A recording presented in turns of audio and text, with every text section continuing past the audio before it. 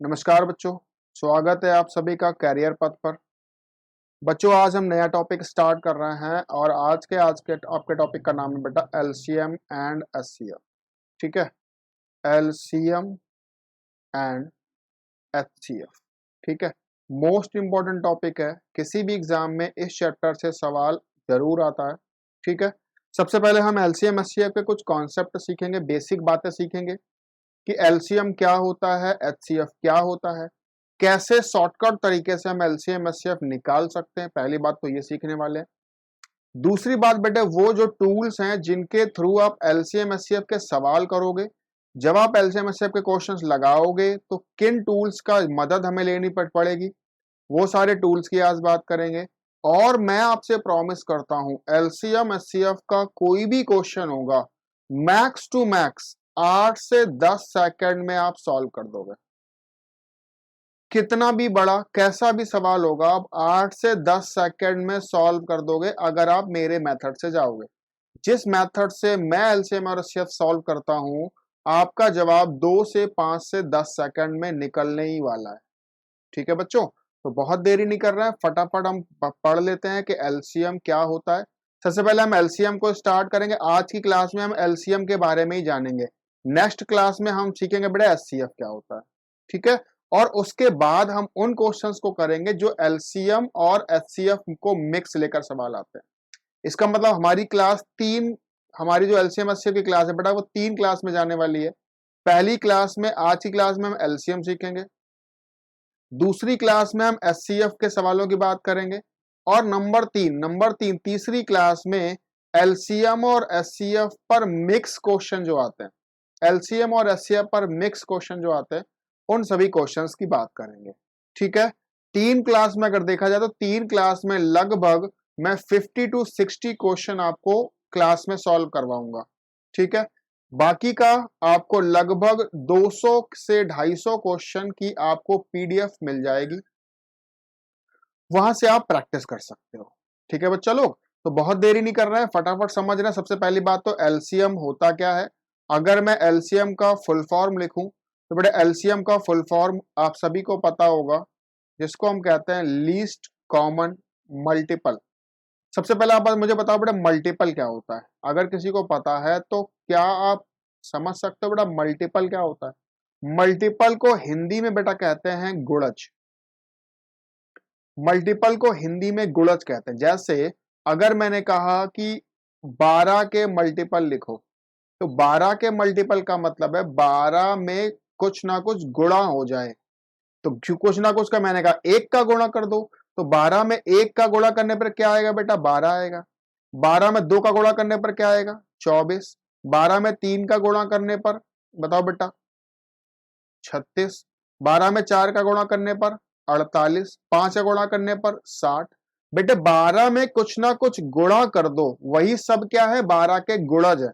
अच्छा, अगर मैं आपसे पूछूं बेटा 16 के मल्टीपल बताओ, तो आप कहोगे सर 16 में 1 का गुणा किया तो 16 हो गया, 2 का गुणा किया तो 32 हो गया, 3 का गुणा किया तो 48 हो गया, 4 का गुणा करोगे 16 में तो 96 आएगा। ठीक है, कहीं ना कहीं इस तरह से, नहीं सॉरी 96 नहीं आएगा, 4 गुणा करने पर 64 आएगा। 64 आएगा, मैं और लिख लेता हूं 80 लिख लेता हूं, 96 लिख लेता हूं। ठीक है, 12 के भी और लिखना चाहो तो और भी लिख सकते हो। एक मिनट, मैं एक काम करता हूँ, यहाँ नीचे की तरफ लिखता हूँ, यहाँ पे स्पेस थोड़ा सा कम दिख रहा है मेरे को, यहाँ से मिटा देता हूँ, मैं यहाँ से चीजें मिटा देता हूँ और नीचे की तरफ लिख देता हूँ। ठीक है, थोड़ा सा वेट कर लीजिएगा। फिर से बता देते हैं एक बारी कि मल्टीपल बेसिकली होता क्या है, गुणज बेसिकली होता क्या है। अगर मैं अ,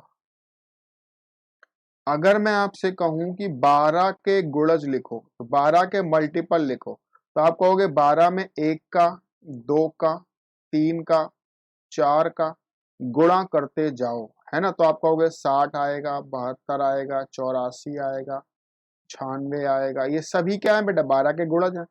मैंने आपसे कहा 16 के मल्टीपल लिखो, 16 के मल्टीपल, तो आप कहोगे 16 के मल्टीपल होंगे, पहला तो 16 ही होगा 1 का गुणा करने पर, फिर 2 का गुणा करने पर 32 आएगा, 16 में 3 का गुणा करने पर 48 आएगा, 4 का गुणा करने पर 64 आएगा, 5 का गुणा करने पे 80 आएगा, 6 का गुणा करने पर 96 आएगा। इस तरह से लिखते जाओगे ना बेटा, इस तरह से लिखते जाओगे। बेटा आप गौर से देखो तो ये 12 के गुणज लिखे हुए हैं, ये 16 के गुणज लिखे हुए हैं। सवाल कह रहा है लीस्ट कॉमन मल्टीपल। अगर गौर से देखा तो हमने क्या लिखा है, हमने 12 के मल्टीपल लिखे, 16 के मल्टीपल लिखे। अब सवाल ने उसके बाद बेटा बोला कॉमन मल्टीपल। सवाल ने बोला कॉमन मल्टीपल। जरा मुझे बताओ क्या 12 और 16 में कॉमन मल्टीपल कौन सा दिख रहा है आपको? 48 दिख रहा है, 96 दिख रहा है, और आगे भी कुछ ना कुछ कॉमन मिलते जाएंगे, ऐसे बहुत सारे नंबर मिलेंगे, है ना। 12 और 16 में अगर देखा जाए तो बहुत सारे नंबर्स कॉमन है, पर सवाल कह रहा है लीस्ट कॉमन, सबसे छोटा वाला कॉमन। सवाल कह रहा है बेटा सबसे छोटा वाला कॉमन, लीस्ट कॉमन कौन सा होगा? जरा मुझे बताओ। 48 ये कॉमन दिख रहा है, यहाँ पे 96 दिख रहा है, आगे जो नंबर आएंगे वो उससे बड़े ही मिलते जाएंगे ना। सवाल कह रहा सबसे छोटा वाला मल्टीपल, तो बेटा आपको कौन सा दिखा? 48।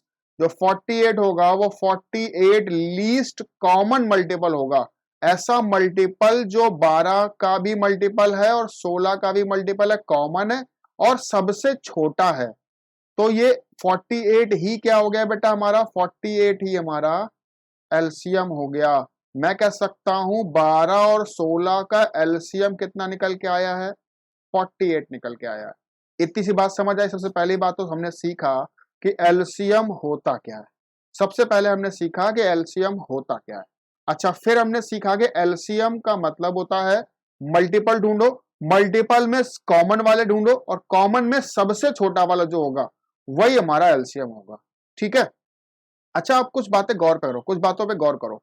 जरा आप मुझे बताओ ये 48 जो है, अगर मैं 12 के मल्टीपल देख रहा हूं तो 12 के मल्टीपल में जो ये 48 आया था, 12 के मल्टीपल में जो 48 आया था बेटा, 12 में 4 का गुणा करने से आया था ना, 12 में 4 का गुणा करने से 48 आया था।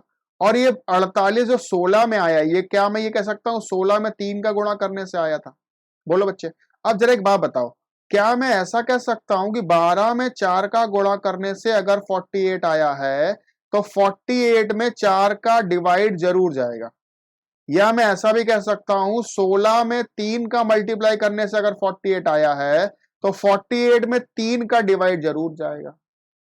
कह सकते हो ना। इसका मतलब मैं ये कह सकता हूं कि 48 को 12 भी पूरा पूरा डिवाइड करता है, 16 भी पूरा पूरा डिवाइड करता है। तो बच्चों यहां से मैं एक और बात बोलने वाला हूं। देखो मैं यहां से एक और बात बोलने वाला हूं। मैं आपको, आपने देखा कि एलसीएम 12 निकला था, अगर सॉरी एलसीएम 48 निकला था।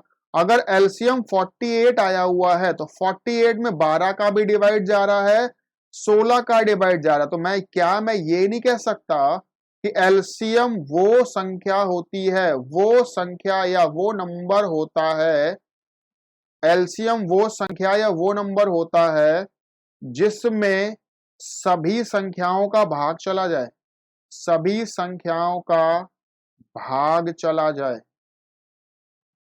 बोलो बेटा, जिसमें सभी संख्याओं का भाग चला जाए, ऐसा बोल सकते हो ना। एलसीएम वो संख्या होती है जिसमें उन संख्याओं का डिवाइड हो जाए, भाग चला जाए। अगर मैंने आपसे कहा 12 और 16 का एलसीएम बताओ, तो एक ऐसा नंबर छोटे छोटा बता दो, ऐसा छोटे से छोटा नंबर बता दो जिसमें 12 का भी डिवाइड जाता है, 16 का भी डिवाइड जाता है, उसी को तो एलसीएम कहते हो बेटा। ऐसा नंबर जिसमें 12 का भी डिवाइड जा रहा है, 16 का भी डिवाइड जा रहा है, उसे ही तो हम एलसीएम कह रहे हैं। बिल्कुल सही है। बच्चे आप छोटी सी बात समझना, मैंने आपसे कहा 2 और 3 का एलसीएम बताओ, तो 2 और 3 का एलसीएम बेटा वो नंबर होगा जिसमें 2 का भी डिवाइड जाएगा और 3 का भी डिवाइड जाएगा। तो आप कहोगे सर ऐसा तो 6 आता है, 6 में 2 का भी डिवाइड जाता है, 3 का भी डिवाइड जाता है, तो इसका मतलब 6 क्या बन जाता है? 6 हमारा एलसीएम बन जाता है, 6 हमारा एलसीएम बन जाता है। अच्छा, पर आप कहोगे सर 12 भी तो होता है, सर 24 भी तो होता है। बिल्कुल सही बात है, 12 में भी 2 का 3 का डिवाइड जाता है, 24 में भी 2 और 3 दोनों का डिवाइड जाता है, लेकिन हमें एलसीएम वो लेना होता है बेटा जो इनमें से सबसे छोटा हो। तो कौन सा वर्ड लोगे आप? 6 ले लोगे। 6 2 और 3 का एलसीएम है। बात आ गई पकड़। पॉइंट नंबर 1, पॉइंट नंबर 1 यहां पर यह है बेटा कि जो एलसीएम होगा, पॉइंट नंबर 1 यहां पर है कि जो एलसीएम होगा उसमें उन संख्याओं का डिवाइड जरूर जाएगा। अगर जो एलसीएम होगा उसमें उन संख्याओं का डिवाइड जरूर जाएगा। ओके भाई, ये बात भी आप समझ गए। चलो बढ़िया। अच्छा, कुछ और बातें करते हैं, कुछ और बातें करते हैं। जरा गौर से समझना बेटा, गौर से समझने की कोशिश करो। अगर मैंने आपसे कहा कि 48 एलसीएम है 12 और 16 का, तो 12 और 16 का डिवाइड जाता है।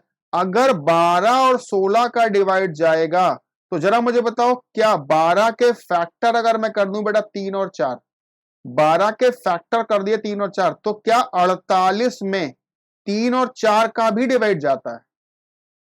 बिल्कुल सही बात है कि भैया जिस नंबर में 12 का डिवाइड जाएगा उसमें 3 और 4 का भी तो डिवाइड जाएगा।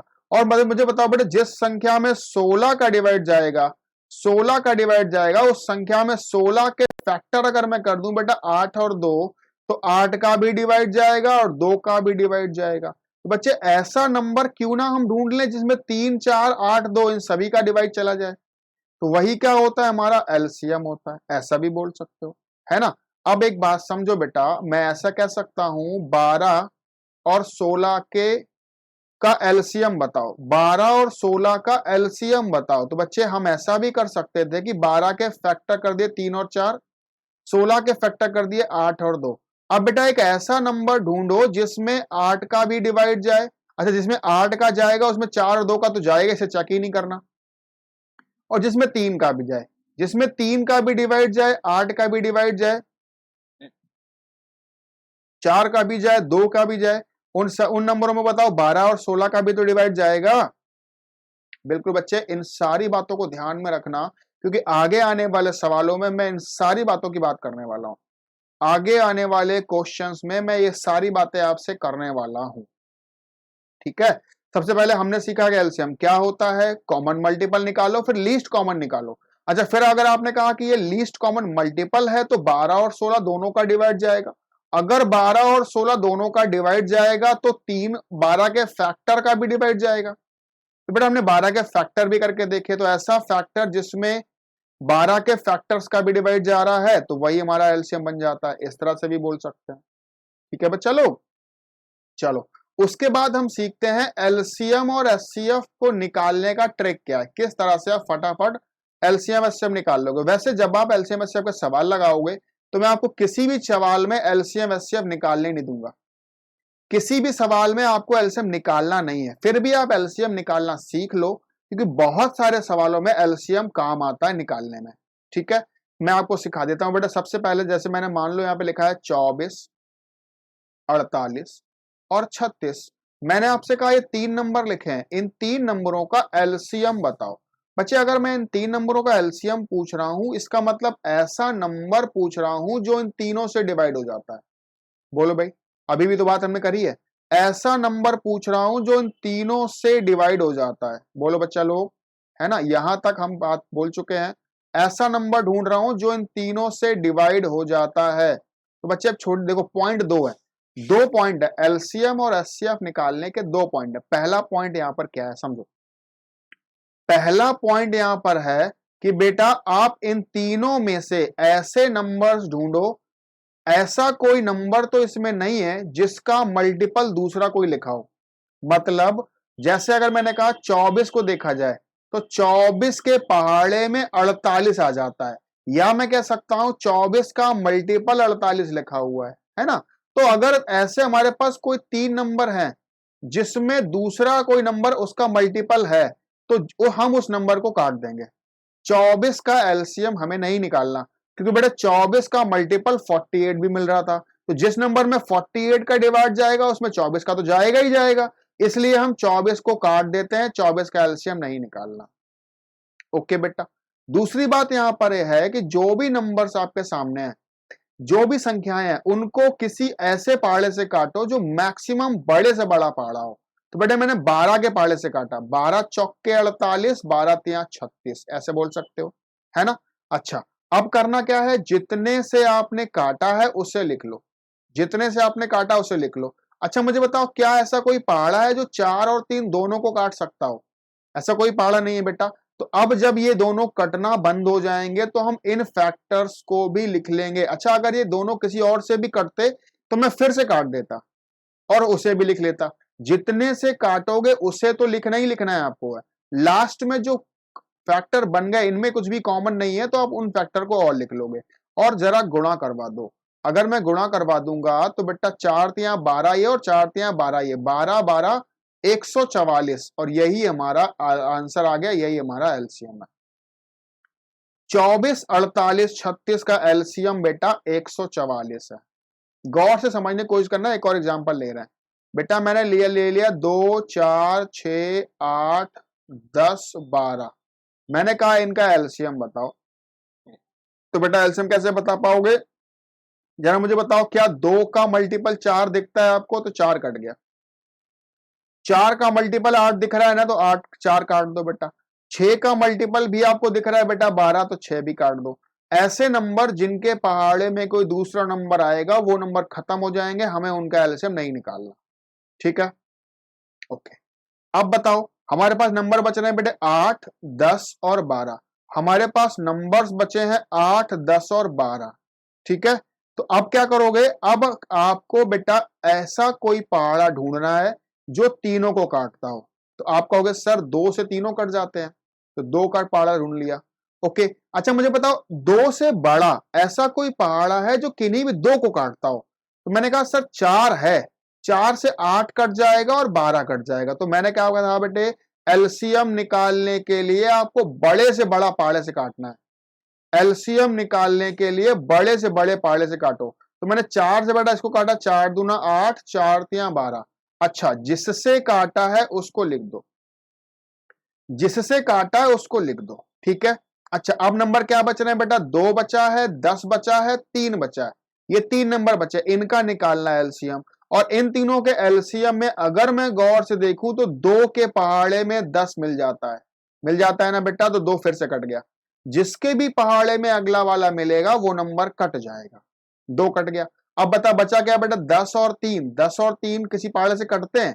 नहीं कटते, तो इन्हें लिख लो। 10 और 3 आपका एलसीएम आ चुका है 120। एलसीएम आ चुका है 120। आ गई बच्चों बात समझ, है ना? एक और एग्जांपल ले लेते हैं, 11 20 55 एलसीएम बताओ। 11 20 55 एलसीएम बताओ। तो गौर से देखो, 11 के पहाड़े में 55 आ जाता है, या फिर मैं कह सकता हूं 55 11 का मल्टीपल है। तो अगर 11 का मल्टीपल तो 11 कट गया, 11 का एलसीएम निकालना नहीं है। अच्छा बताओ, 20 और 55 किसी के पहाड़े से कट सकते हैं? मैंने कहा 5 के पहाड़े से कट सकते हैं। तो 5 के पहाड़े से काट दिया बेटा, ये 4 बार और ये 11 बार। मुझे बताओ क्या इन दोनों में कुछ कॉमन है? क्या दोनों किसी और पहाड़े से कट सकते हैं? नहीं कट सकते हैं, तो लिख लिया। गुणा करवा दो, 5 चौके 20, 20 गुणा 11 करने पर 220 हमारा एलसीएम बन चुका है। 220 हमारा एलसीएम बन चुका है। ओके बच्चा लोग, बात आ गई है समझ? बोलो बच्चा, बात समझ आई क्या आपको?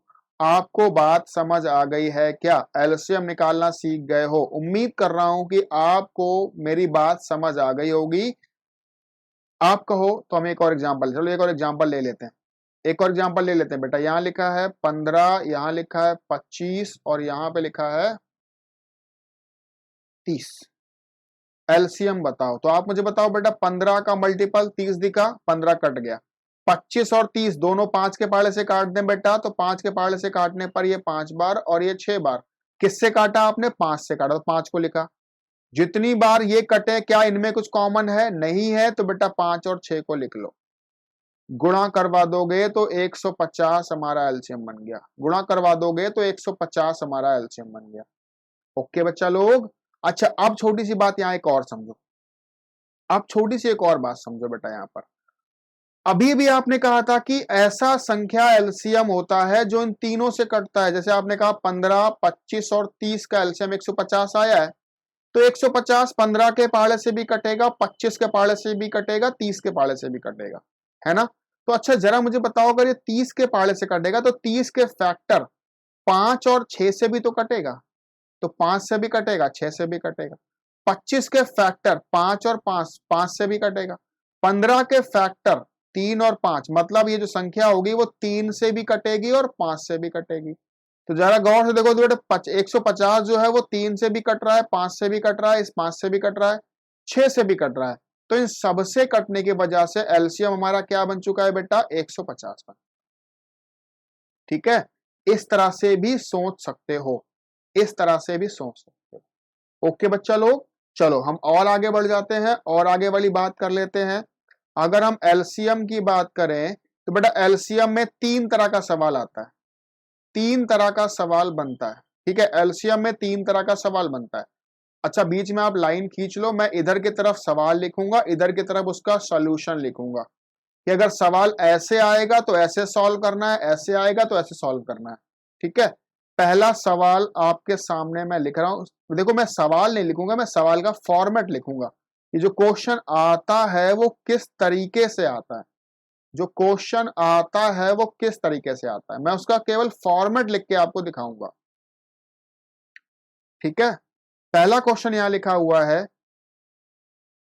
वह छोटी छोटी, देखो ये वर्ड आपको सभी मिलेगा, वह छोटी छोटी संख्या बताओ, बताओ जो ए कॉमा बी कॉमा सी से पूर्णतया विभाजित हो, ए कॉमा बी से पूर्णतया विभाजित हो, इस तरह से बोला है।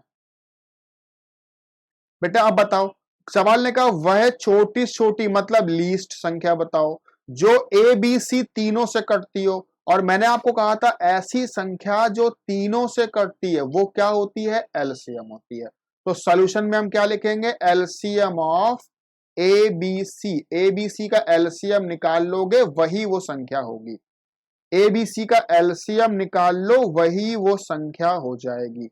यही तो कहोगे ना बेटा आप, है ना। बच्चों तो छोटी सी बात समझ लो, आप मुझे बताओ, सबसे पहला सवाल हमने लिखा, हमने कहा वह छोटी छोटी संख्या बताओ जो ए से भी कटे, बी से भी कटे और सी से भी कटे। अगर तीनों से कटेगी तो तीनों से कटने वाली संख्या को हम लोग क्या कहते हैं, एलसीएम कहते हैं। बात आगे पकड़। अगला सवाल, अगला सवाल क्या है बेटा, वह छोटी छोटी संख्या, मैं बार बार नहीं लिख रहा हूं, आप लिख लेना, वह छोटी छोटी संख्या बताओ जो ए बी सी से भाग देने पर, ए बी सी से भाग देने पर हमेशा आर शेषफल बचाता है। ऐसी संख्या बताओ जो जिसमें ए बी सी से भाग देने पर हमेशा आर शेषफल बचता है, हमेशा आर शेषफल बचता है। बेटा इस तरह का सवालों का सलूशन क्या होगा, हम ए कॉमा बी कॉमा सी का एलसीएम निकालेंगे और शेषफल आर जोड़ देंगे, शेषफल आर जोड़ देंगे। ठीक है, देखो ये हमारा सॉल्यूशन है, इस तरह से सवाल का जवाब देंगे। अगर सवाल ने कहा ए बी सी से भाग देने पर शेषफल हमेशा आर बचता है, शेषफल हमेशा आर बचता है, तो आप तीनों का एलसीएम निकालोगे, आर जोड़ दोगे तो हमारा आंसर बन जाएगा। अच्छा अच्छा, जरा एक बात पे गौर करना, आर जोड़ने के बाद हमारा आंसर आ रहा है ना, इसका मतलब जो आंसर, सॉरी, जो आंसर लिखा होगा उस आंसर में जो भी नंबर लिखा होगा उसमें आर जोड़कर आंसर आया होगा ना, है ना। आर जोड़ने पर आर शेषफल बच रहा है, यही तो मतलब है ना, आर जोड़ा गया क्योंकि आर शेषफल चाहिए। अगर मैं आर माइनस कर दूं, जो भी आंसर है उस आंसर से आर माइनस कर दूं तो क्या कोई शेषफल बचेगा, नहीं बचेगा। अगर शेषफल नहीं बचेगा मतलब वो संख्या इन तीनों से कट जाएगी। तो हमें सवाल को जब भी देखो, ये जो मैं आपको सिखा रहा हूं ये पैटर्न है, ये बेसिक पैटर्न सिखा रहा हूं कि आप एलसीएम निकाल लो, आर जोड़ दो तो आपका आंसर बन जाएगा। लेकिन बच्चा अगर आपको सवाल को सॉल्व करना है, आप सोच रहे हो मैं सवाल को सॉल्व कर लूं और मुझे ये एलसीएम ना निकालना पड़े, तो बेटा इसका कॉन्सेप्ट क्या है, इसका कॉन्सेप्ट उल्टा जाओ, उल्टा। उल्टा का मतलब आर जोड़ने से आपका आंसर आया है, आर जोड़ने के बाद आर शेषफल बच रहा है क्योंकि एबीसी से भाग करने पर आर शेषफल चाहिए, तो आर जोड़ने से आपका शेषफल आर बच रहा है। अगर मैं आर माइनस कर दूं जो आंसर होगा, आंसर में से अगर मैं आर माइनस कर दूं तो अब जो नंबर आएगा वो ए बी सी तीनों से डिविजिबल जरूर होगा, ए बी सी तीनों से डिविजिबल जरूर होगा। ओके बच्चा, चलो नंबर 3 सवाल लिख लेते हैं। सवाल नंबर 3 का जो पैटर्न है वो ऐसे बोलेगा, वह छोटी छोटी संख्या बताओ जिसमें ए बी सी से भाग देने पर, ए बी सी से भाग देने पर क्रमशः एक्स वाई और जेड शेष बचते हैं, क्रमशः एक्स वाई और जेड शेष बचते हैं, जेड शेष बचे। ठीक है, तो बताओ किस तरह सवाल लगाओगे। अब छोटी सी बात आप समझ लो बेटा, कभी भी इस तरह का सवाल होगा कि ए से भाग देने पर एक्स बचे, बी से भाग देने पर वाई बचे, सी से भाग देने पर जेड बचे। ए से भाग देने पर एक्स बचे, बी से वाई भाग देने पर वाई बचे, सी से भाग देने पर जेड बचे। तो बच्चे हम क्या करेंगे, हम इसका सॉल्यूशन इस तरह से करते हैं बेटा कि ए बी सी का एलसीएम ले लो, जिससे भाग दिया जा रहा है उनका हमेशा एलसीएम लिया जाएगा। इसमें से माइनस कर दो बेटा कैपिटल आर। अच्छा ये कैपिटल आर क्या है, कैपिटल आर हमेशा याद रखो बेटा, कैपिटल आर क्या है, ए में से एक्स घटा दो, या फिर बी में से वाई घटा दो, या फिर बेटा सी में से जेड घटा दो। आपके एग्जाम में जो सवाल आने वाला है वो बेटा इस तरह से आने वाला है कि ए में से एक्स घटाओगे, या बी में से वाई घटाओ, या सी में से जेड घटाओ, तीनों सेम आएंगे। जैसे अगर मैंने आपसे कहा बेटा 5 और 4 से भाग करने पर 3 और 2 शेषफल आ जाएं, बेटा मुझे बताओ 5 और 3 का डिफरेंस कितना आ रहा है, 2, और 4 और 2 का डिफरेंस भी 2 ही आ रहा है। तो हमारे टाइप में जो सवाल आएगा बेटा वो सेम डिफरेंस वाला आएगा। सेम डिफरेंस वाला सवाल हमारे एग्जाम्स में आता है, डिफरेंट डिफरेंस वाला सवाल जो है वो हमारे एग्जाम में नहीं आता है। वो अगले जो कैट और मैट जैसे एग्जाम्स होते हैं उन एग्जाम्स में सवाल पूछे जाते हैं। ठीक है, तो हम अपनी बात करेंगे। क्या करोगे बेटा, कभी भी अगर तीनों के लिए अलग अलग तीन रिमाइंडर दिख रहे होंगे तो बेटा आप तीनों का पहले एलसीएम निकाल लो, उसमें से इनका डिफरेंस ए और एक्स का डिफरेंस, बी और वाई का डिफरेंस, सी और जेड का डिफरेंस माइनस कर दो। ठीक है, इस तरह से आपका आंसर बन जाएगा। ये 3 तरह के सॉल्यूशन है, 3 तरह के सवाल है। अब फिर गौर से देखो बेटा, फिर गौर से देखो मैं क्या समझाना चाह रहा हूं, फिर गौर से देखो मैं क्या समझाना चाह रहा हूं बेटा। आप मुझे बताओ ये आर घटाने के बाद ही तो आपका आंसर आया होगा, आपका जो आंसर आया होगा वो आर घटाने से आया होगा, मतलब जो आंसर दिया होगा वो आर घटाने के बाद दिया होगा। अच्छा मुझे बताओ अगर मैं आर जोड़ दूं आंसर में, आंसर में आर जोड़ दूं तो क्या वो जो नंबर निकल के आएंगे जो इन सबसे कटेंगे, आर जोड़ने पर वो नंबर निकल के आएंगे जो इन सबसे कटेंगे, है ना। देखो मैं हर बार आपको एक और नया लॉजिक सिखा रहा हूं ताकि आप मेरी बात को समझो मैं कहां लेके जाना चाह रहा हूं। मैं आपसे ये नहीं कर रहा कि आप सवाल में एलसीएम निकालो फिर उसमें आर माइनस करके ट्रेडिशनल मेथड लगाओ सवाल का आंसर लाओ। बेटा ट्रेडिशनल मेथड लगाने पे आपका कम से कम 40 से 50 सेकंड का टाइम जाएगा, पर मैं आपको सवाल को उल्टा करना सिखाऊंगा। उल्टा करने का मतलब मैं आपका क्वेश्चन का जवाब 8 से 10 सेकंड में लेके आऊंगा। ठीक है, मैं आपको वो तरीके सिखाऊंगा जिससे आपके क्वेश्चन का जवाब 8 से 10 सेकंड में निकले, 8 से 10 सेकंड में आपके क्वेश्चन का जवाब निकले। ओके भाई, 3 तरह के सवाल आते हैं, 3 तरह के सवाल आप नोट कर लेना, और आगे आने वाले सवालों में हम बता भी देंगे कि किस टाइप का सवाल है जिससे आपको बहुत परेशानी नहीं होगी। ओके बच्चा लोग, है ना। अच्छा मुझे बताओ छोटी छोटी कुछ बातें और बता दो, आप मुझे छोटी छोटी सी बातें बता दो। मुझे बताओ क्या आपको डिविजिबिलिटी रूल्स आते हैं, है ना, क्या आपको डिविजिबिलिटी रूल्स आते हैं। जैसे अगर मैंने आपसे कहा कोई नंबर 3 से विभाजित होता है तो उसके लिए रूल क्या है। जैसे मैंने यहाँ पे लिखा 5 6 7 8, मुझे बताओ क्या ये संख्या 3 से कटेगी। बेटा कोई भी संख्या 3 से तभी कटती है जब उसके अंकों का योग 3 से कटता है। तो आप सिंपली अंकों को जोड़ के देखो जरा, 8 7 15 6 21 और 5 26, क्या 26 3 से कटता है, नहीं कटता है। अगर 26 3 से नहीं कटता तो ये संख्या भी 3 से नहीं कटती है ना। 9 का डिविजिबिलिटी आपको आता है, मैंने यहाँ पे लिखा है 5 7 7 8, क्या ये संख्या 9 से कटती है। बेटा गौर से क्या करोगे, 9 से कटने के लिए भी वही कहानी है, अंकों को जोड़ के देखो, अंकों को जोड़ के देखा तो 8 7 15 15 7 22 22 5 27, क्या 27 9 के पहाड़े से कटती है, तो ये संख्या भी 9 के पहाड़े से कटती है। बेटा अंकों का योग अगर 9 से कटेगा तो संख्या भी 9 से कटेगी। कुछ डिविजिबिलिटी रूल देख लो, क्योंकि आगे आने वाले सवालों में मैं डिविजिबिलिटी रूल से सवाल को सॉल्व करूंगा। 4 का डिविजिबिलिटी बताओ। मैंने यहां पे लिखा 5 7 7 8। क्या ये संख्या 4 से कटती है? क्या ये नंबर 4 से कटता है? तो 4 से कटने का डिविजिबिलिटी रूल है, आखिरी के दो संख्याओं को 4 का भाग लगाओ। अगर 78 4 के पहाड़े से कटेगा तो पूरी संख्या 4 के पहाड़े से कटेगी। ठीक है, अगर 78 4 के पहाड़े से कटेगा, आखिरी के दो संख्या 4 के पहाड़े से कटेगी तो पूरी संख्या 4 के पहाड़े से कट जाएगी। 8 के लिए डिविजिबिलिटी रूल क्या है बेटा? मैंने यहां पे लिखा है 1 1 6 8।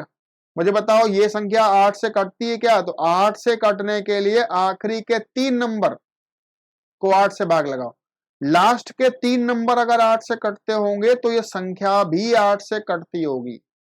ठीक है, 7 का डिविजिबिलिटी, 7 का डिविजिबिलिटी थोड़ा सा आसान है, सॉरी टफ है, समझने की कोशिश करना। जैसे मैंने आपसे कहा, बताओ क्या 315 7 से कटता है? क्या 315 7 से कटता है? तो 7 का डिविजिबिलिटी रूल क्या है ये समझो। 7 का डिविजिबिलिटी रूल बेटा ये होता है कि इकाई के अंक में 2 का गुणा कर दो। तो कितना हुआ? 5 दूना 10। ये कितना बेटा हुआ? 10 हुआ ना। 5 दूना 10। अच्छा, इस अंक को छोड़कर जो नंबर बचा 31 में से 10 माइनस कर दो। कितना आया बेटा? 21। अब जो संख्या आई है, अगर वो संख्या 7 से कट जाती है तो 315 भी 7 से कट जाता है। ठीक है, बात समझ आई है क्या? एक बार फिर समझना, मैं आपको कुछ और एग्जाम्पल भी दिखाता हूं। मैं आपको कुछ और एग्जाम्पल भी दिखाता हूं। जैसे बेटा मान लो यहाँ पे लिखा है 322। मुझे बताओ क्या ये संख्या 7 से कटेगी? तो इकाई के अंक में 2 का गुणा करो, कितना आया? 4। बाकी बचे नंबर में घटा दो, बाकी बचे नंबर इस 2 को छोड़कर। 32 में से 4 गया तो कितना बचा बेटा? 28। अब बचा 28 7 के पहाड़े से कटता है ना, तो 322 भी 7 के पहाड़े से कटता है। आगे बात समझ। 7 का डिविजिबिलिटी रूल सीख गए। 11 का डिविजिबिलिटी रूल बताओ। मैंने यहां पे लिखा 1562। क्या ये संख्या 11 से कटेगी? क्या ये संख्या 11 से कटेगी? तो 11 से संख्या कटने के लिए अल्टरनेट नंबरों को जोड़ देते हैं। अल्टरनेट नंबरों को, 1 और 6 का योग हो रहा है 7, 5 और 2 का योग हो रहा है 7। अगर ये योग बराबर आएगा तो संख्या 7 से कट जाएगी। अगर ये योग बराबर आएगा तो संख्या 11 से कट जाएगी। डिविजिबिलिटी रूल सीख लो बेटा। देखो अभी मैं फटाफट बता रहा हूं, पर जब आप नंबर सिस्टम पढ़ोगे तो नंबर सिस्टम में मैं आपको अच्छे से एक्सप्लेन करके एक एक रूल बताऊंगा। ठीक है, और वहां बहुत सारे रूल्स होते हैं, वो सारी बातें हम वहां पे करेंगे। पर अभी हम लोग इतनी ही बात कर रहे हैं, फटाफट ये सीख लेते हैं कि कौन नंबर किससे कब कहां कैसे कटता है। ठीक है, 3 से बताओ, शुरू से करते हैं। 3 से चेक करने के लिए सभी अंकों को जोड़ा, अंकों का योग 3 से कटेगा, संख्या 3 से कटेगी। 9 से चेक करने के लिए अंकों को जोड़ा, 9 अंकों का योग 9 से कटेगा, संख्या 9 से कटेगी। 4 के लिए आखिरी के 2 नंबर 4 से भाग किया, अगर आखिरी के 2 नंबर 4 से कटे तो संख्या भी 4 से कटेगी। 8 से चेक करने के लिए आखिरी के 3 नंबर में 8 का भाग कर दो। 7 से चेक करने के लिए इकाई के अंक में 2 का गुणा करो, इकाई के अंक में 2 का गुणा करो, शेष बचे नंबर में घटा दो, बाकी बचा नंबर 7 से कटता है तो संख्या भी 7 से कटती है। 11 के लिए अल्टरनेट नंबरों को जोड़ो, अल्टरनेट नंबरों को जोड़ो, अगर बराबर आएगा तो 11 से कटेगा। जैसे बेटा मैंने लिखा 981, बताओ 11 से कटे कि नहीं कटेगा? 981 11 से कटेगा कि नहीं कटेगा? तो 9 और 1 10 और बीच का 8 क्या बराबर है? नहीं है, तो संख्या 11 से नहीं कटेगी।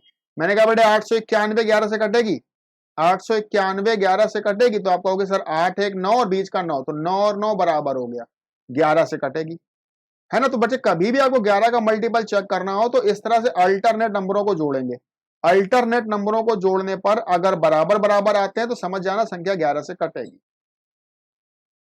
ओके बच्चा लोग, चलो हम सवालों पहुंचते हैं। शुरुआत के कुछ सवालों में मैं आपको बेसिक पैटर्न भी सिखाऊंगा, शुरुआत के कुछ सवालों में मैं आपको बेसिक पैटर्न भी सिखाऊंगा, साथ ही साथ जो ट्रिक है हमारा, जो कॉन्सेप्ट है, उस ट्रिक की भी बात करेंगे। ठीक है, कि किस तरह से हम सवालों का जवाब 10 से 5 सेकंड में दे सकते हैं।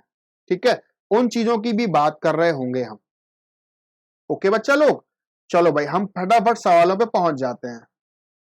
पहला क्वेश्चन आपकी स्क्रीन पर इस तरह से है।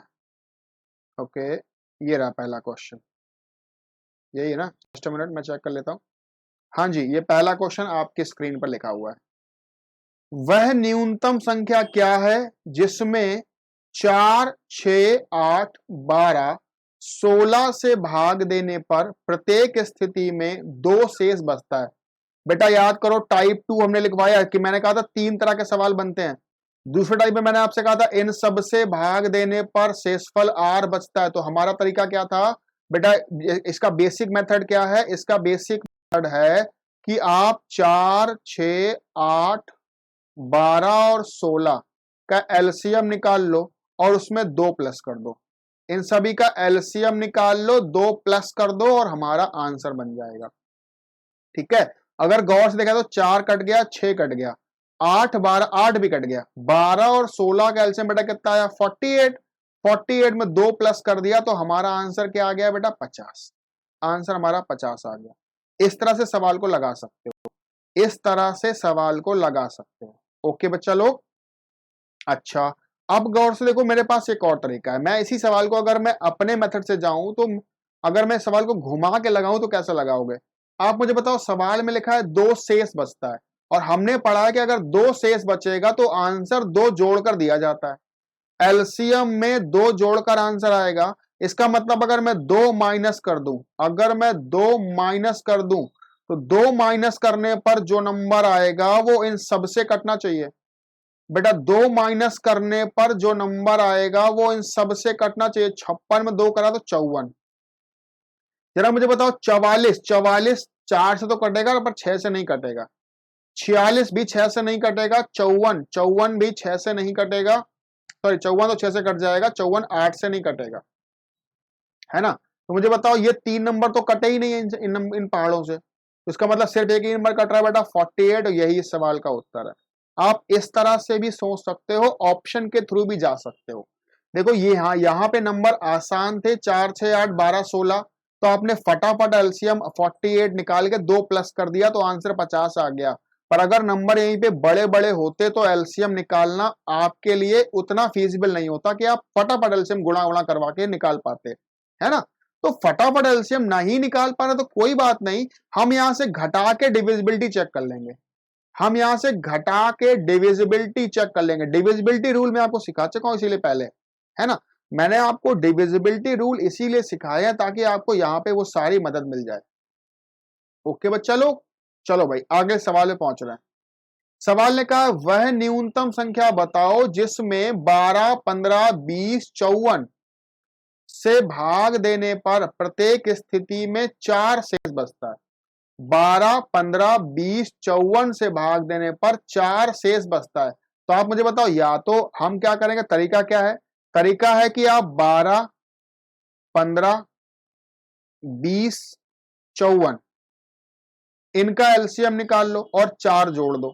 इनका एलसीएम निकाल लो, 4 जोड़ दो, हमारा आंसर आ जाएगा। ठीक है, इनका एलसीएम निकालो, 4 जोड़ो, हमारा आंसर आ जाएगा। या फिर मैं ऐसा भी कह सकता हूं कि बेटा इनके एलसीएम में 4 जोड़ने से आंसर आया है ना, तो अगर मैं 4 माइनस कर दूं तो इन नंबरों का एलसीएम आ जाएगा और इन नंबरों का जो एलसीएम होगा वो इन सब से कट जाएगा। बोलो बेटा, इन नंबरों का जो एलसीएम होगा वो इन सब से कट जाएगा। जरा गौर से एक बात चेक करो बेटा, अगर 4 हटा दिया जाए, 4 हटा दिया जाए या 4 माइनस कर दिया जाए तो वो इन सब से कटेगा और इनमें आपको 20 तो दिख ही रहा होगा या 15 भी दिख रहा होगा। बच्चे आप मुझे बताओ, 4 घटाने पर अगर संख्या 20 से कटेगी तो आखिरी में 0 आना चाहिए, लास्ट प्लेस पर 0 आना चाहिए। इस संख्या में 4 घटाने पर आखिरी में 0 नहीं आएगा, इस संख्या में 4 घटाने पर आखिरी में 0 नहीं आएगा। बोलो, हम कह सकते हैं?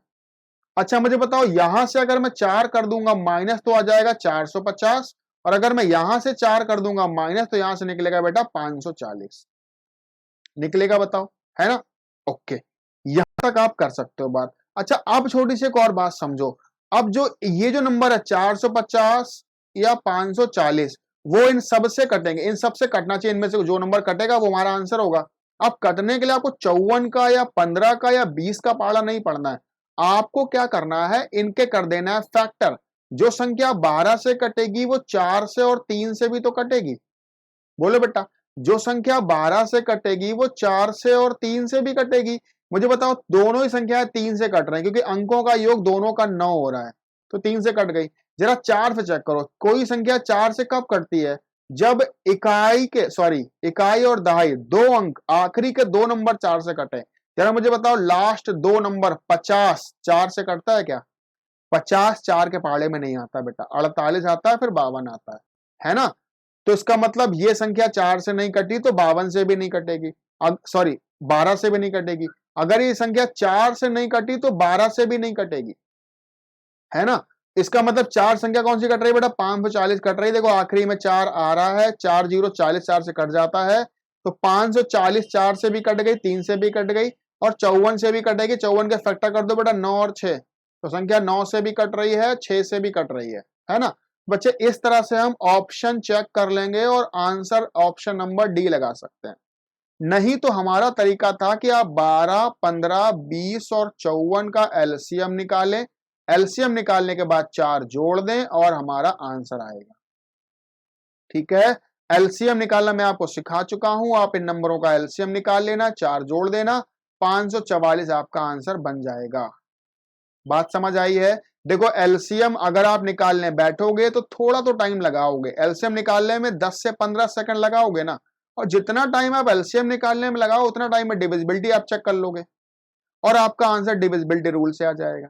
तो एलसीएम आप निकाल के फिर आप प्लस करोगे, फिर आप आंसर बताओगे, है ना? आप कोई एक आंसर निकालोगे, आपने क्या किया, आपने जो आंसर था उसको निकाला, मैंने क्या किया, जो आंसर नहीं था उनको हटा दिया। देखो दोनों बातों में फर्क है। आपने आंसर निकाला, एलसीएम निकाल के 4 जोड़ा, आंसर आ गया। मैंने क्या किया, जो आंसर्स नहीं है, ये नहीं हो सकता, ये नहीं हो सकता, ये नहीं हो सकता, इसका मतलब यही हो सकता है, आंसर आ गया। ठीक है, तो बहुत आसानी से जवाब दे सकते हो, बहुत आराम से आपका आंसर आ सकता है। ओके बच्चा, चलो नेक्स्ट सवाल पे पहुंच रहे हैं। 5 अंकों की अधिकतम संख्या ज्ञात करो जो 3, 5, 8, 12 से भाग देने पर हमेशा 2 शेषफल बचाती है। 3, 5, 8, 12 से भाग देने पर सदैव 2 शेष बचता है। अगर गौर से देखा जाए बेटा तो मुझे बीच में 5 दिख रहा है और शेष 2 दिख रहा है, तो भैया शेष 2 बचता है। अगर मैं 2 बचता है शेष, तो इसका मतलब जो आंसर आया है वो 2 जोड़कर आया होगा, आंसर 2 जोड़कर आया होगा। अगर मैं 2 माइनस कर दूं, अगर मैं 2 माइनस कर दूं तो बेटा इन सबसे कटनी चाहिए संख्या, 2 माइनस करने पर संख्या इन सबसे कटनी चाहिए। और बच्चे मुझे यहाँ पे 5 दिख रहा है, तो 5 से वही संख्या कटती है जिसके आखिरी में या तो 5 आ जाए या 0 आ जाए। मुझे बताओ यहाँ पे 2 घटाने पर ना 5 आएगा ना 0 आएगा, और यहां भी 2 घटाने पर ना 5 आएगा ना 0 आएगा। बोलो बच्चा लोग, है ना? तो बच्चे आप जरा अब चेक करो, यहां से घटाने पर 9996 आएगा, यहां पे बेटा 99999720, इस तरह से नंबर बनेंगे, इस तरह से बन गए, है ना? अब आप चेक करो दोनों संख्याओं को इनके पहाड़ों से। जरा मुझे बताओ 3 से कैसे डिविजिबिलिटी चेक करते हो? 3 से डिविजिबिलिटी चेक करने के लिए सभी अंकों का योग 3 से कटना चाहिए, कट रहा है। सभी के अंकों का योग 3 से कटना चाहिए, कट रहा है। 8 से डिविजिबिलिटी चेक करने के लिए लास्ट 2 डिजिट को डिवाइड करो, लास्ट 3 डिजिट को, लास्ट 3 डिजिट को डिवाइड किया तो 8 एक कम 8, 8 दूना 16, कट गया। यहां देखो 720 में 8 नंबर 72, कट गया पूरा पूरा। 12 से चेक करने के लिए 4 और 3, 4 से भी कट रहा है, सारे नंबर दोनों नंबर 4 से कट रहे, 3 से भी कट रहे हैं, बिल्कुल सही। अब बताओ ये 2 ऑप्शन ऐसे मिल रहे हैं जिसमें ये सभी डिविजिबिलिटी फॉलो कर रही हैं, 2 ऑप्शन ऐसे हैं जिसमें सभी डिविजिबिलिटी फॉलो कर रही हैं। अब आंसर कैसे बताओगे? सवाल में ऊपर देखो एक बात लिखी है बेटा, अधिकतम संख्या बताओ, 5 अंकों की बड़ी से बड़ी बताओ। बेटा ये संख्या भी इन सबसे कटती है, ये संख्या भी इन सबसे कटती है, तो इसका मतलब हमें बतानी कौन सी है, अधिकतम बड़ी से बड़ी।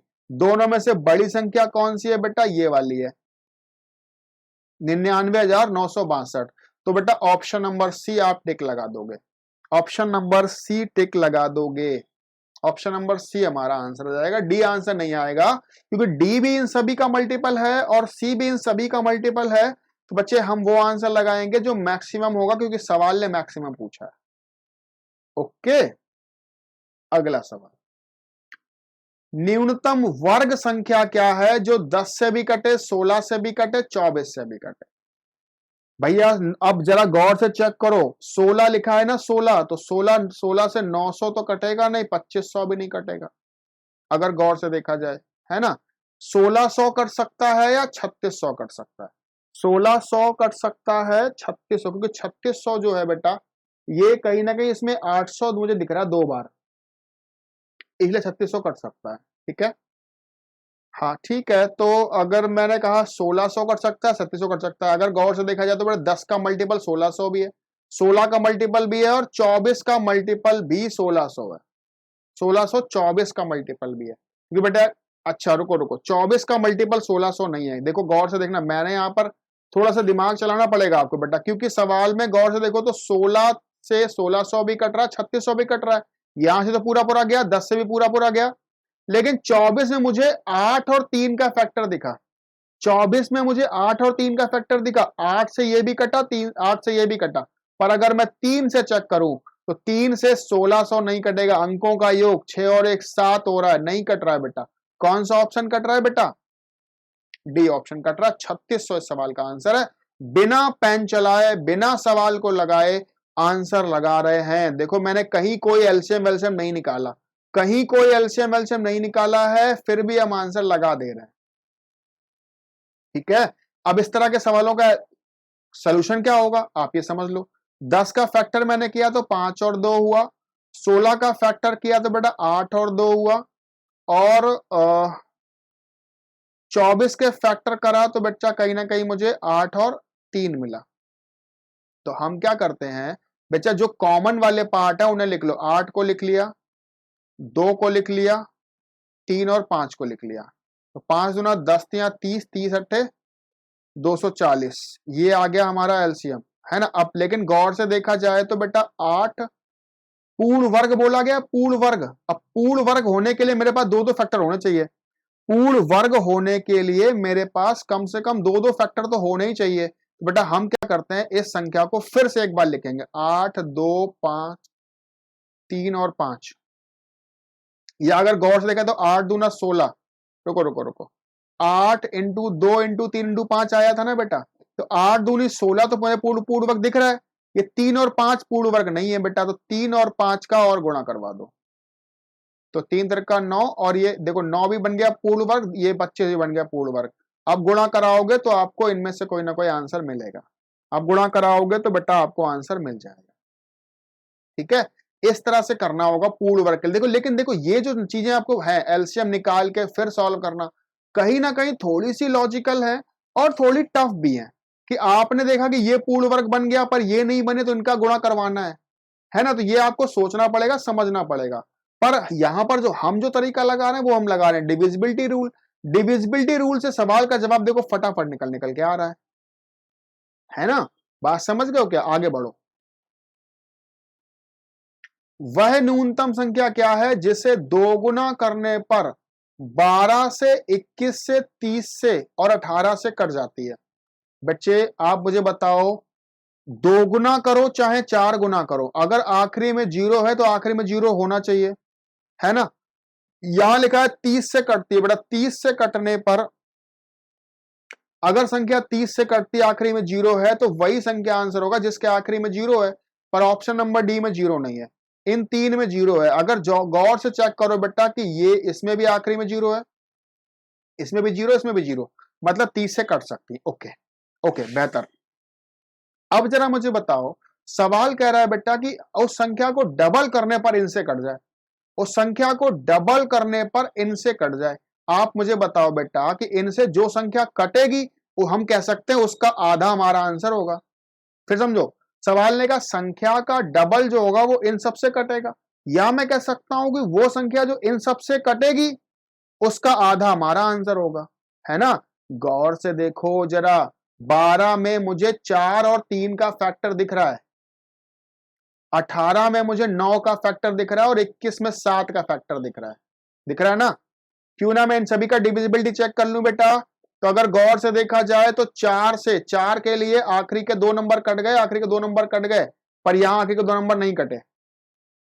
ठीक है, चलो अगर मैं 9 का डिविजिबिलिटी चेक करूं तो 5 4 9, ये नंबर 9 से कट रहा है। यहां चेक करो 6 2 8 1 9, ये भी नंबर 9 से कट रहा है। फिर आप चेक करो बेटा 7 का डिविजिबिलिटी, तो 7 का डिविजिबिलिटी अगर मैं यहां चेक करता हूं तो इकाई के अंक 2 में 2 का गुणा करो 4, 25 में से 4 घटाने पर 21, 7 से कट गया। 6 में 2 का गुणा करो 12, घटाने पर 0, ये भी 7 से कट गया। ठीक है, इसका मतलब 1260। अच्छा देखो न्यूनतम संख्या बोला गया है, तो ये दोनों ही संख्या, ये संख्या और ये संख्या, ए और बी, ऑप्शन ए और ऑप्शन बी दोनों ही संख्याएं 12, 18, 21 और 30 तीनों से, चारों से कटती है। पर हमसे सवाल ने कहा न्यूनतम संख्या बताओ, तो बेटा न्यूनतम संख्या इन दोनों में से कौन सी है? 1260। लेकिन हम आंसर 1260 नहीं लगाएंगे बेटे, क्योंकि आंसर सवाल ने बोला है दोगुना करने पे कटती हैं। इसका मतलब आंसर हम 1260 का आधा लगाएंगे। तो बेटा 1260 का आधा आंसर कौन सा दिख रहा है आपको? 630 दिख रहा है। फिर समझने की कोशिश करो, सवाल ने थोड़ा घुमा के पूछा है। सवाल ने कहा इन संख्याओं से कटेगी तब जब संख्या को दो गुना कर देंगे। तो बेटा इन संख्याओं से कटने वाली संख्या हमने ढूंढी, एक तो ये कट रही है, एक ये कट रही है, पर सवाल ने कहा था न्यूनतम, तो न्यूनतम ये नहीं है, न्यूनतम ये वाली है। ठीक है, फिर आपने कहा कि ये जो कट रही है ये तो दोगुना होने पे कट रही है, पर सवाल ने वो संख्या तो पूछी नहीं है। दोगुना करने के बाद कट रही है, तो हमें संख्या आंसर वो लगाना होगा जो इसका आधा होगा। तो 1260 का आधा क्या दिखा तुम्हें? 630। ये इस सवाल का उत्तर लगा सकते हो, ये इस सवाल का उत्तर लगा सकते हो। बात आ गई है समझ? बोलो बच्चा लोग, है ना? आगे बढ़ते जा रहे हैं। वह न्यूनतम संख्या क्या है जिसे 4, 5, 6 से भाग देने पर 1, 2, 3 शेष बचता है? तो बेटा इस तरह के सवालों का हमने क्या कहा था? हमने कहा था 4 और 1 का अंतर निकालो तो 3 आ रहा है, 5 और 2 का अंतर 3 आ रहा है, 6 और 3 का अंतर भी 3 आ रहा है। देखो तीनों में डिफरेंस बराबर आ रहा ना बेटा। तो तरीका क्या था? तरीका था क्या था बेटा? 4, 5, 6, इन तीनों का एलसीएम निकाल लो, रिमाइंडर माइनस कर दो। रिमाइंडर का मतलब ये जो डिफरेंस है, डिफरेंस 3 कर दो माइनस, डिफरेंस का मतलब 3 माइनस कर दो।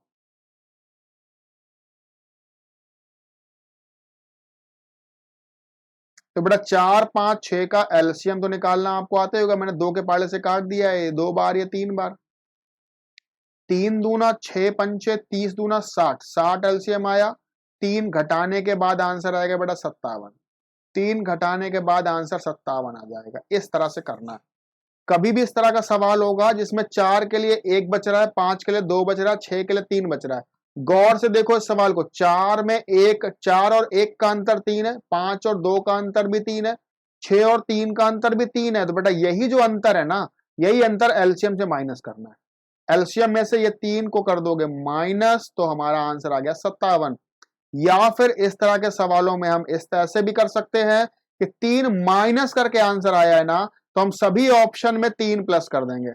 सभी ऑप्शन में 3 प्लस करने से जो नंबर कटेगा मुझे बताओ। ये आ गया 60, ये आ गया 64, ये आ गया बेटा 62, ये आ गया 66।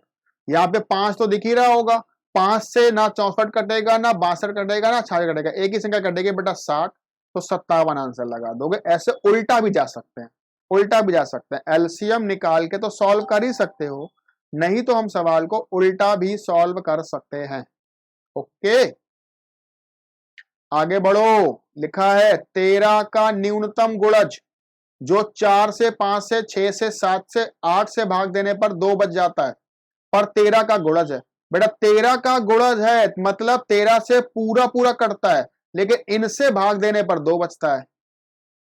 4, 5, 6, 7, 8 से भाग देने पर 2 बचता है, लेकिन 13 से पूरा पूरा कटता है। बच्चे आप मुझे बताओ 2 बचता है ना, इसका मतलब 2 जोड़कर आंसर आया होगा, और 2 घटाने के बाद संख्या इन सभी से कटेगी। 4 से भी कटेगी, 5 से भी कटेगी, 6 से भी कटेगी, 7 से भी और 8 से भी। इतना तो बोल ही सकते हो ना बेटा, क्योंकि 2 शेष अगर सवाल ने बोला है तो आपने जो आंसर दिया होगा वो जोड़ कर दिया होगा। 2 जोड़कर ऑप्शन हमारा सही किया गया होगा। इसका मतलब अगर मैं 2 घटा दूं तो इन सबसे कट जाएगी संख्या। तो बेटा 2 घटाने पर संख्या 5 से कटनी चाहिए, मतलब आखिरी में या तो 5 या 0 आ जाए। तो 2 घटाने पर 5 नहीं आएगा, 2 घटाने पर 5 या 0 नहीं आएगा। 2 ऑप्शन है जिनमें 2 घटाने पर 5 या 0 आता है। अच्छा 2 अगर मैं माइनस कर दूं, अगर मैं 2 कर दूंगा माइनस, तो बेटा संख्या ये बचेगी 840 और ये बचेगी 2522, 2520। अब गौर से देखो तो ये 840 भी 7 से, 6 से, 4 से और 8 से सबसे कट रही है, और 2520 भी कट रही है ना। पर ऊपर देखो, ऊपर सवाल ने आपको एक चीज और बोली है बेटा, 13 का गुणज होनी चाहिए। जो आंसर आप लगा रहे हो वो 13 का गुणज होना चाहिए। 842 और 2522, इन दोनों में जो 13 का गुणज होगा वो आंसर होगा। अब देखो 13 का गुणज कैसे चेक करते हो ये समझो। 13 का गुणज चेक करने के लिए रूल क्या है? रूल बेटा ये है, इकाई के अंक में 2 का गुणा करो, सॉरी 4 का गुणा करो, शेष बची संख्या में जोड़ दो। इकाई के अंक में 4 का गुणा करो, शेष संख्या में जोड़ दो। कितना आ गया बताओ? 52, सॉरी 92। क्या 92 13 के पहाड़े से कटता है? नहीं कटता है, तो ये संख्या 13 से नहीं कटेगी। इसका मतलब ये आंसर नहीं होगा, ये वाला आंसर होगा। चेक कर लेता है क्या संख्या 13 से कटेगी कि नहीं कटेगी। 2522, इकाई के अंक में 4 का गुणा करो, बाकी बचे नंबर में जोड़ो। तो बेटा 4 दूना 8 जोड़ो, 8 जोड़ने पर 8 2 10 और ये हो गया 6 और ये 0, सॉरी 2, 260। बताओ 13 से कटता है ना, इसका मतलब ये संख्या 13 से कट जाएगी। अगर 13 से कट जाएगी इसका मतलब यही हमारा उत्तर है। 13 से कट जाएगी और यही हमारा उत्तर है। समझ पाए, सीख पाए, कर पाओगे बच्चा लोग, है ना। आशा कर रहा हूं, उम्मीद कर रहा हूं आप मेरी बातों को समझ पाए होंगे। अगले सवाल की ओर बढ़ते जा रहे हैं। 4 अंकों की अधिकतम संख्या बताओ जिसमें 15, 18, 21, 24 से भाग देने पर 11, 14, 17 और 20 बचते हैं। जरा चेक करो, 15 और 11 का डिफरेंस 4 आ रहा है, 18 और 14 का डिफरेंस 4 आ रहा है, 21, 17 का डिफरेंस 4 आ रहा है, 24 और 20 का डिफरेंस भी 4 आ रहा है। इसका मतलब जो आंसर आया होगा वो 15, 18, 21 और 24 का एलसीएम निकाला गया होगा और 4 घटाने के बाद आंसर आया होगा। कह सकते हो, बिल्कुल सही है, 4 घटाने के बाद आंसर आया होगा। तो क्या मैं ये नहीं कह सकता कि 4 जोड़ने से इनका एलसीएम निकलेगा, 4 जोड़ने से इनका एलसीएम निकलेगा। और बेटा 4 जोड़ने के बाद जो संख्या आएगी वो इन सबसे कटेगी। 4 जोड़ने के बाद जो संख्या आएगी वो इन सबसे कटेगी। और जरा चेक करो, मुझे 15 दिख रहा कि नहीं दिख रहा? 15 से वही नंबर कटेगा जिसके आखिरी में 0 होगा या 5 होगा। मुझे बताओ 4 जोड़ने पर क्या लास्ट में 0 आएगा? नहीं आएगा। 4 जोड़ने पर 0 आएगा? नहीं आएगा। 4 जोड़ने पर 0 आएगा? हाँ आएगा, ये हो सकता है। 4 जोड़ने पर क्या लास्ट में 0 आएगा? नहीं आएगा। इसका मतलब ऑप्शन बी हमारा आंसर है। मुश्किल से 10 सेकंड लगाओगे, मुश्किल से 10 सेकंड, अगर आप बहुत टाइम लगा रहे हो, वरना मैं तो इस सवाल को 3 से 4 सेकंड में आंसर लगा दूंगा। ठीक है, 3 से 4 सेकंड में आंसर लगा सकते हो। सिर्फ आपको यही करना है। 4 घटा के आंसर बताते हो ना आप, तो 4 घटा के आंसर आया तो क्यों ना बेटे मैं 4 जोड़ दूं। 4 जोड़ने से उल्टा हो जाएगा, इनसे कटना लगेगा। तो 4 जोड़ने से ये जो नंबर इनसे कटेगा वो उत्तर होगा। 4 जोड़ने पर ये 3 नंबर इससे नहीं कट रहे हैं, यही एक कट रहा है क्योंकि आखिरी में 0 बन रहा है, और यही हमारा आंसर है। यही हमारा आंसर है। बात समझ आ गई क्या? अगला सवाल, अगला सवाल होमवर्क है। अगला सवाल होमवर्क है। आप सभी को इस सवाल का जवाब, ये मेरा व्हाट्सएप नंबर है, इस व्हाट्सएप नंबर पे इस सवाल का जवाब देना है। ठीक है, आपको अपना नाम लिखना है, आपको मैसेज में अपना नाम लिखना है, किस बैच में हो बैच लिखना है, और चैप्टर का नाम लिखना है, और आंसर लिखना है। ठीक है, ये 4 चीजें लिख के आपको मेरे व्हाट्सएप नंबर पे सेंड करनी है। ओके बच्चा लोग, आज के लिए इतना ही है। हम जल्दी ही मिलेंगे नेक्स्ट क्लास में, तो और सवालों की बात करेंगे। धन्यवाद।